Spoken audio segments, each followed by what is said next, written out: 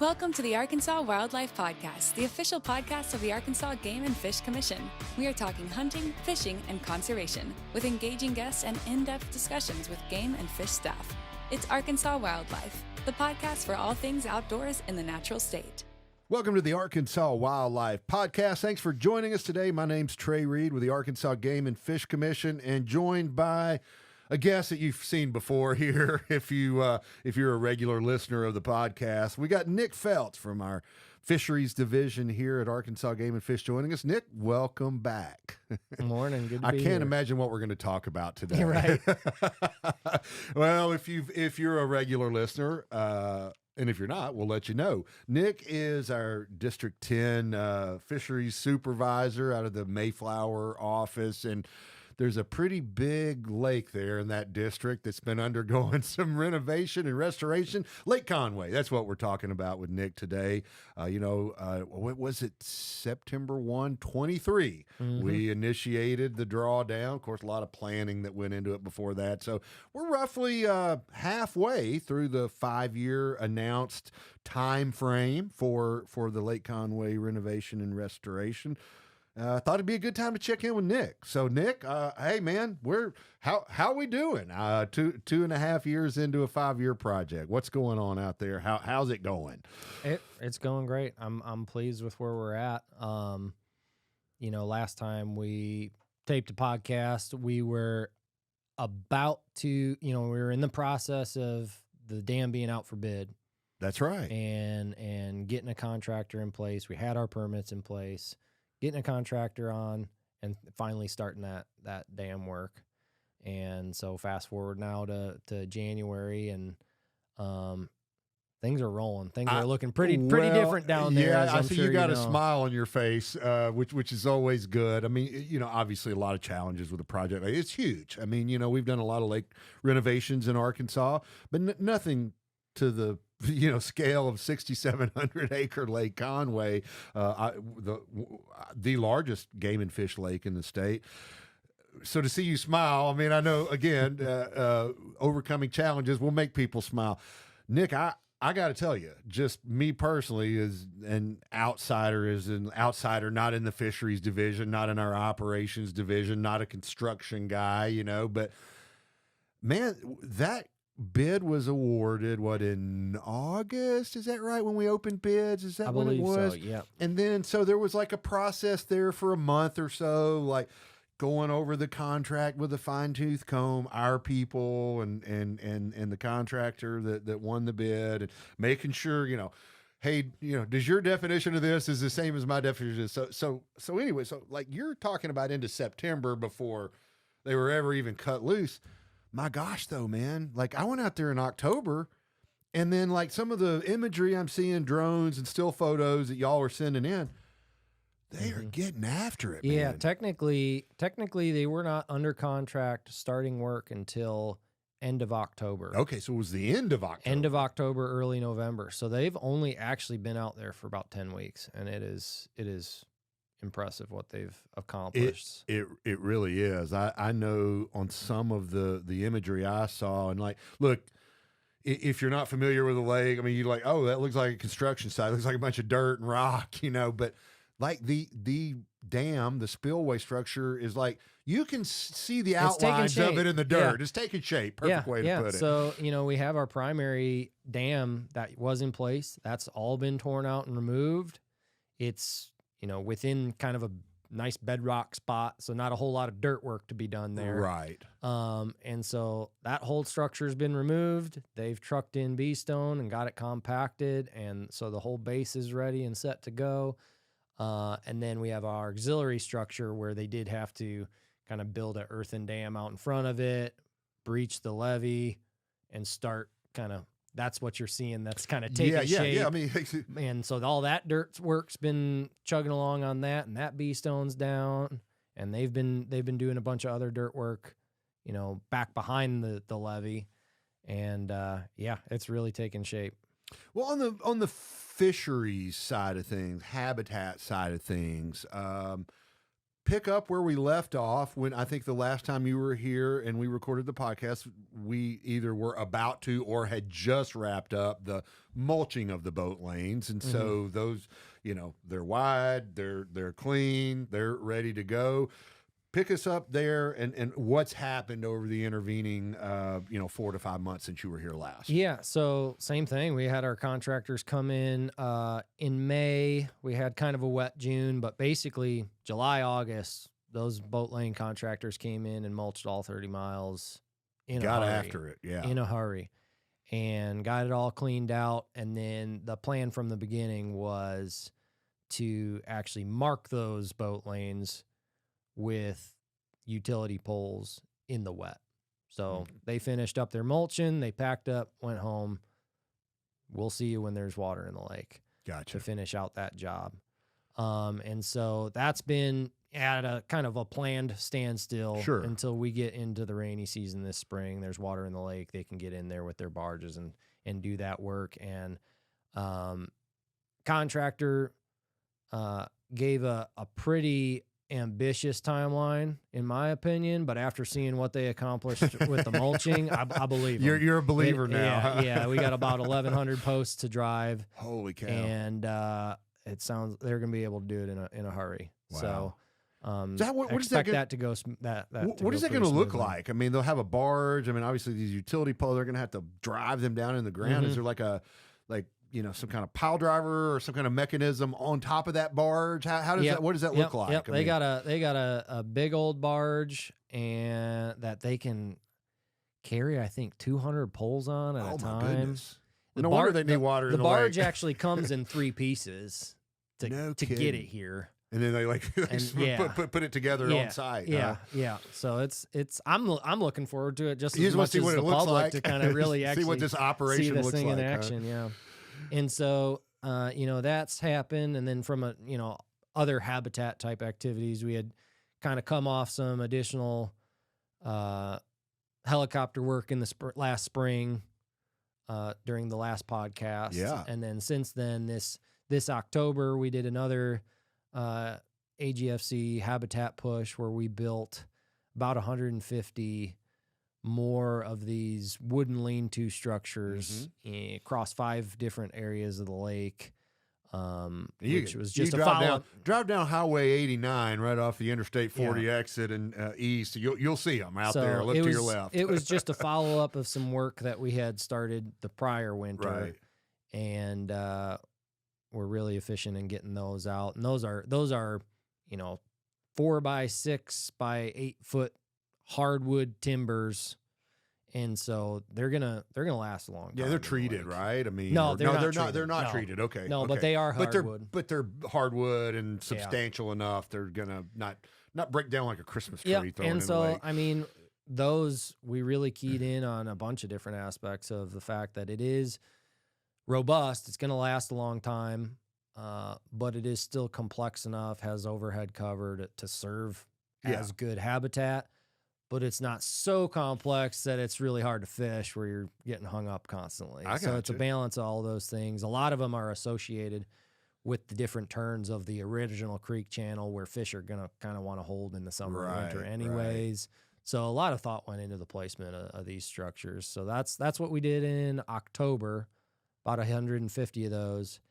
And then the last couple months, we've been distributing these concrete spawning discs. Yeah, we were out there with you, to shot the some video and photos of making those, which was an interesting process, like literally lining up about 100 plastic plant planter trays, and then the concrete truck comes by and drops, like it's almost like pouring water in your pet bowl because it's not a very big target to hit. But man, y'all were incredibly efficient with that. Just a 3-man operation and the concrete guy, right? Yeah, I mean, in the planning phases of the habitat aspect of the project, it was always, we have a lot of homeowners on the lake. Some of them are interested in fishing and some aren't. Some are interested in doing habitat work and some aren't. How do we get resources into their hands? How do we equip them to do the work, help them do the work they want to do? how do we do it efficiently? Sure. How do we do it realistically and cost effective? And this is where that idea kind of sprung from. And, you know, especially once we aligned ourselves with a local concrete company that have partnered with us to donate the concrete. I mean, once we bought them casts, Yeah. and the concrete's free, man, it is incredibly efficient to get these things poured. It's really cheap, and every time we do another pour, it's that much cheaper. I think that it's cost us like 25 cents a structure. Wow. At this point. Wow. It just keeps going down every time we do hundreds more and pour. hundreds of them, right? Yep. And we've made, I guess, over 1,200 of these things, and not stopping anytime soon. And you're telling me, like, these landowners around the lake, they just scooped them up. Like they pretty much wiped you out of your first like set that you poured, right? Yeah. So we finally, you know, we got a stockpile of 800 or so, and finally we're to a point where we were ready to make them available to the public and put out a sign up and started coordinating with people for pickups, and we're allowing homeowners on the lake to, at least for now, take 30 of these things, and we got the associated gravel on site to put gravel in these little trays. Right. And yeah, we've given away about 1,000 now. Oh man, wow. And yeah, no end in sight. I mean, it's so efficient, so cheap for us to make. We're as long as people still want to come to us and pick them up and put them out themselves where they want them, we're gonna keep making them. You'll keep making them. I was really amazed. You know, we had coordinated for our crew to come out there and shoot some video and still photos of it, and we got there pretty early, and I was thinking, oh, we'll have, you know, a couple of hours to shoot this, and it's like y'all were done in about 20 minutes, man. Yeah. It was just like boom, boom, boom, boom, boom. Mm-hmm. I mean, pretty even pickup. You know, we let them dry, and then we get them out of their casts and stack them 30 to a pallet. So when somebody calls, drive the tractor over there, use the tractor to put the pallet, and they're off and on their way. Loaded in their truck or on their trailer, load or their whatever. own gravel and get home and start placing those things the way they want to. Well, speaking of homeowners around the lake, I know we have done a lot of outreach, direct, and then of course indirect through media and things like that to let folks know. But this was an opportunity for some of those homeowners to improve not only structures like docks, which we have to permit, but with it being our lake, but also to get rid of dilapidated structures and things like that. We kind of that deadline for removal was recently, right? The end of this calendar year, correct? Yep. And that was kind of a fairly long process. You know, we did our initial assessments of all the docks and boathouses on the lake in June, July of 2024, and had defined criteria of what a condemned structure was, and all condemned structures were posted. We sent out certified letters to homeowners, and initially gave them 12 months till this past July to either remove those structures or get them repaired to a safe condition.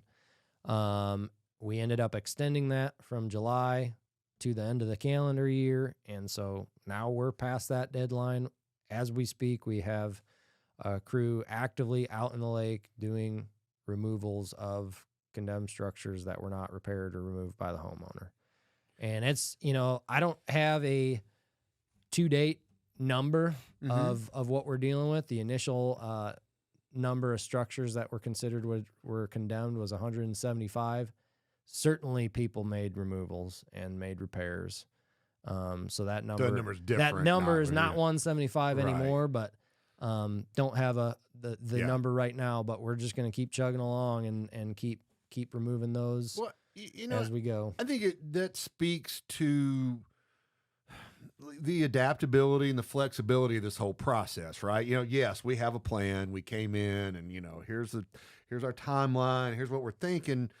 But as you said, like, you gave folks initially a year to work on those, and then said, you know, hey, you got another 6 months, you know? I mean, and I'm sure environmental factors like rain or lack of rain probably fed into that a little bit. I don't know. I mean, yeah, I mean, the fact is that first summer, even though we got it down a good amount, 8 foot, Mm-hmm. and it looked dry and beautiful out there, and people were wondering why they weren't seeing game and fish out there doing work. It's because the ground conditions weren't great. We knew we wouldn't be able to get out there during that first summer with heavy equipment or ATVs doing work. But even for the homeowners along the shorelines, that first summer, there was still a lot of areas that still a little soupy. just were not super friendly to be doing work. And then last summer, we had a deadline of July. Well, we got a bunch of rain in February that filled the lake up, and then we got really unusual wet spring. amount in June. Yeah. And so come that July deadline, there just wasn't a whole lot of opportunity for people to actually do that work. Now, from the day that was extended to January 1 of this year, we have had perfect conditions every single one of those 6 months. If you're a hunter, especially your duck hunters specifically, you probably realize that the lake's been quite dry. The lake's been down 10 months. foot, have had great conditions for people to be doing that work, including us. Yeah, yeah. Well, so what's next? Where do we stand now? I know you got a public meeting coming up shortly. January 27th, Tuesday night. Yes. Mayflower High School cafeteria again. Is that correct? Yes. Okay. Yep. What are just an update for folks? Yep. It's going to be a pretty quick meeting. Just giving folks an update. A lot of the content that's going to be in this podcast. Yeah. What's our last meeting was back in June. So what's happened since June, and what can people expect over the next 6 months or so? There might be a tendency to say, "Oh well, I've heard Nick give us the report, or the update on the podcast here. Why would I want to?" Well, I would encourage you, especially if you've got questions or any concerns. This is a great opportunity to get face to face with you and other Game and Fish staff who are working on this project. So don't think you've heard everything you're going to hear here at the podcast. We don't want to steal the thunder from the public meeting, but and I know you have face-to-face conversations with people literally every day about Lake Conway, and so kind of one spot to find you. And I will say, if it hasn't been stressed enough, man, we're rolling. So the public meeting's not for another 3 weeks. Right. As we're recording this. Yeah. A lot can change in 3 weeks. I mean, To that point, Nick, I think that was one message we talked about before we started recording. Like, you really want people to know that, like, look, if you're going to do some habitat work at your house, around your dock that's hopefully been repaired or removed if it was condemned, you better get busy. Yeah. I mean, we're just as interested in getting water back in the lake permanently as much as anybody else. And we are absolutely on track, on timeline for the 5-year timeline. And I'd be willing to say we're ahead of schedule right now. Now, as I said, anything can change. We're coming into the wet season. We firmly know this. Knock on wood here. And so, if there's folks sitting at home that had ideas about doing work in the lake, we got outstanding permits for people still wanting to do some excavation and things like that. Just don't assume that you got the full 5 years. I mean, we're going to keep this rolling as fast as nature allows us to. Well, and we are coming up as this podcast is out. We are coming into what is typically a fairly wet time of year that could slow things down, perhaps on some of the construction, but likely as we get into the summertime, it's going to dry out. It's what it does. It gets hot and water evaporates, and so I guess the take-home message, Lake Conway homeowners, is. This is 2026 is the year to do that habitat work on your spot. Yeah, if you haven't already, get to it. We are going to try to be, providing more resources. So part of that initial habitat sign up with the concrete discs. We also had a sign up for AGFC installed gravel beds, where we would intend to come when there's some water in the lake with our habitat barges and gravel to put in that spot, to put some gravel in that spot.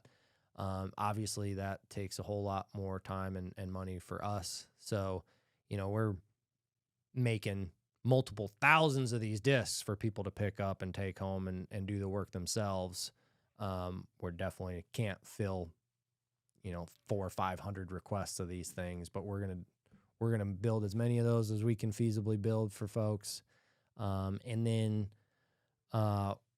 we do intend between now and summertime, when it starts getting hot, hosting some kind of community habitat build days over there at Pierce Creek, where folks can show up, and there'll be a variety of habitat materials available to folks to build what they want, throw it on a trailer, take it home, and place it. Just trying to equip people, get resources in their hands. I mean, to do like the habitat work they want we're to. doing a lot of work, and also providing materials and resources for people to do some work and sweeten their honey hole up. Right, exactly. And I want to stress that it's not me trying to pass the buck onto them. It's the fact is, we got plenty of homeowners that are just flat out not interested in that kind of work, and that's okay. People that are interested in it might have very specific, particular things in mind of how they would want to do it, and we want to give people that freedom, to make those decisions versus us showing up and just putting habitat out in residential areas. You were talking about the planning and foresight that went into like these lean-to structures that we built, that Game and Fish built and put out in the lake. But you're talking about like how you're trying to balance between, we want a really complex structure that really serves fish, and we want to put it in a spot where fish would probably congregate anyway, but we don't want it to be so complex that you get your lures hung up. Well, yeah, those homeowners might kind of have some of their own like kind of ideas about what they want to fish around. And if they don't, I mean, I consult with homeowners on that type of topic all the time. Yeah. I'm gladly be a sounding board for that type stuff and be a resource for folks just talking on the phone about people that know they want to do work but don't really know quite yet what that looks like. Right. We can work together and walk through that. Awesome. Last question, Nick. I think, one thing we haven't really touched on, facilities, boat ramps, and that type of hard infrastructure that's part of this. Like, should we expect to see some of that going on, kind of in the background? Not like necessarily, that's not in the lake bed, but like those, again, boat ramps or parking lots and things like that. That's something we're going to see over the next this year too. I mean, is that? Yeah. I expect to see that work started. And there's been small things started thus far, sure. But definitely expect to see some of that work initiating in 2026. Like you said, it's one of the things associated with the project that are least dependent on water levels. So right. It's a nice luxury to have that we can be doing that stuff as they align logistically with everything else we're trying to accomplish. Correct me if I'm wrong, but you told me one of the reasons that work wasn't necessarily, it's kind of planned to be one of the last steps of the process, because we're using the heck out of those ramps with like heavy equipment and like, we're basically tearing it up as not on purpose, but we're putting heavy use on it. And we didn't want to build a brand new boat ramp and then, run heavy equipment over to potentially damage it, right? The Pierce Creek boat ramp right now, the parking lot there has globs of concrete everywhere of us pouring these discs all the time. Sure, so yeah, definitely don't want to be doing that type of stuff on a new facility. Right. Well, Nick, thanks so much for the update. Thanks for all the work that you and other fisheries and operations and staff and contract vendors are doing out there. A lot of balls in the air you're juggling right now, but the performance has been a good one thus far, and expect to see more great things in the coming months. And boy, can't wait to get back out on Lake Conway. Me too. I can't believe that we're 2.5 years into it as we speak right now. It seemed like only yesterday we were out at the dam and cranking that first gate open. Yep. We like I said, we want to get water back in here just as quickly as anybody else does, and if we can do it in a way where we're shortening that timeline on the fish population side of things, sure, we want to make sure we're doing that. So You said it loud and clear. We want water back in there as much or more than anybody else does, and ultimately, we want to see people with fish on the end of their line out of Lake Conway sooner rather than later. Absolutely. All right. Nick Feltz, thanks so much, man. Appreciate your time today. And thank you all for listening to the Arkansas Wildlife Podcast. We'll talk to you next time.